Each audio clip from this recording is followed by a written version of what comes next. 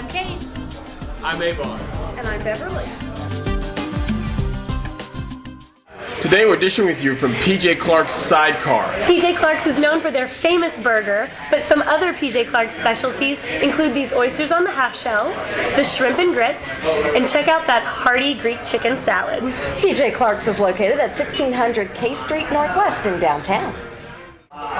Today we're dishing with Alezandra Russell with Urban Light, formerly known as the Recycle Child Project. Thanks for being here, and can you explain the name change? A lot of people may not know that you're Urban Light now. Yes, exactly. Well, it's actually a big announcement, and this is the first forum that we've had to actually announce the new name change. It was formerly known as Recycle Child Project, which was my intention to really bring awareness to the issue that boys are victims as well in Thailand surrounding the issue of sex trafficking. And so these boys are oftentimes looked as disposable, replaceable commodities, essentially. So my issue was to really enlighten people and say, we're going to take these boys and essentially recycle their lives to create new, holistic, empowered youth. But there was some people that really didn't see my vision with it, and so I'm all about listening to my audience and my supporters, so I wanted to make a name change, and Urban Light was what people had voted on. Well, it sounds fantastic. We hear a lot about human trafficking, which is a very terrible subject to hear about. Well, we do hear a lot about it, but we almost never hear about young boys. So this is a really unique project that you're doing. How did you come across the fact that this was happening to boys, and why Thailand? You know, it's a great question. I started my whole social work issue here in DC, and I had a client who was a victim of sex trafficking, and so that took me to Thailand to investigate and research sex trafficking. But the books that I had poured myself over, the articles that I had read, all spoke about females. And so when I was walking through the red light district, it was kind of this jolt of, my God, there are boys here, an entire population that we completely overlooked. Media has overlooked, journalists have failed to inform people about this issue.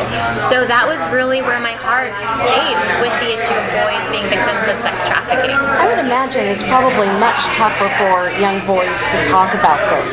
So how do you draw them out? How do you get them to let you help them?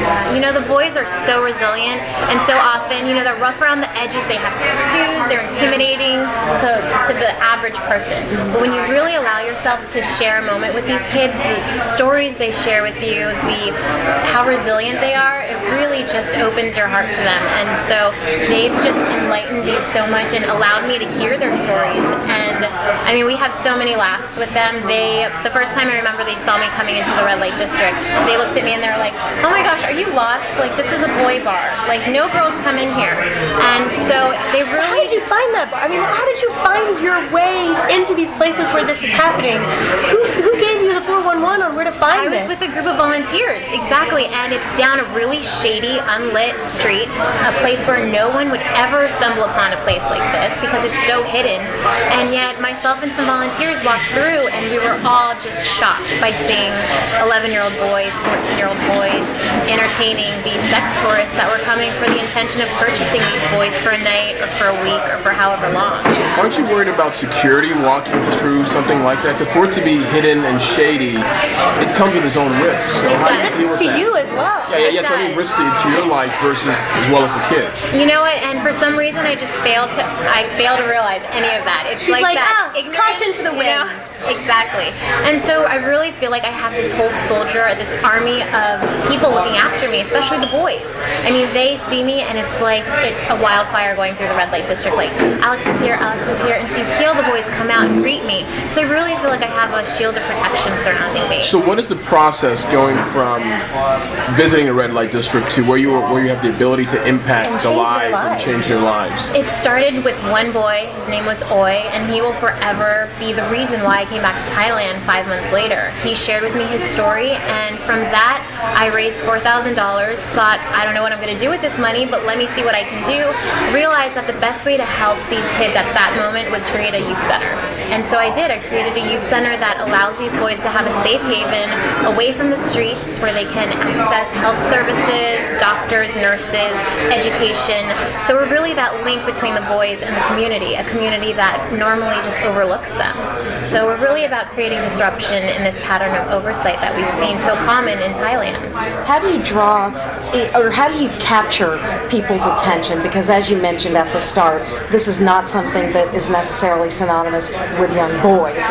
Everybody thinks of sex trafficking and they think of young girls. How do you change that mindset? It's really about having forums just like this where I can come and just share the story and inform and empower people, because so many of us want to know about the issue and we want to help, but we don't know how to help. So I'm really all about sharing their stories, because the boys never have that forum to share a story. And so I feel like if I can be their voice, then I'm really about going through DC, going to college campuses, empowering youth to really be the change in the future. Alezandra, thank you so much for coming and sharing the stories with us. Thank you for having me. We really appreciate it. It's been wonderful talking with you, and you've opened up our eyes to something that I didn't really know was happening. Thank you. We appreciate that. Likewise. Thank you so much. And thank you for watching this episode of The District Dish. Don't forget you can follow us on Twitter and be our fan on Facebook. Tell us who you'd like to see. We'll see you next time.